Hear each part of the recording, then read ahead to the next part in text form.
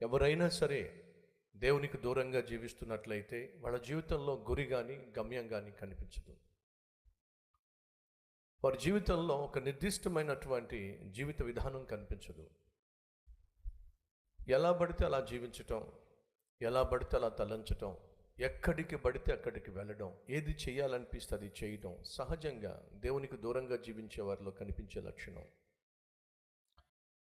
ఒకవేళ ఈరోజు మనలో అటువంటి వారు ఉన్నారేమో, ఏది చేయాలనిపిస్తే అది చేయటం, ఎక్కడికి వెళ్ళాలనిపిస్తే అక్కడికి వెళ్ళడం, ఏది తాగాలనిపిస్తే అది తాగడం, ఎవరిని తన్నాలి అనిపిస్తే వారిని తన్నడం, ఇంటికి వచ్చి నానా రాద్ధాంతం చేయటం, భార్యతో భర్తతో గొడవ పడడం, బాధ్యత లేకుండా బిడ్డల పట్ల భర్త పట్ల భార్య పట్ల బాధ్యత లేకుండా వ్యవహరించటం, ఇది ఎవరైనా చేస్తున్నట్లయితే దానికి ఏమిటి నిదర్శనం? దేవునికి దూరంగా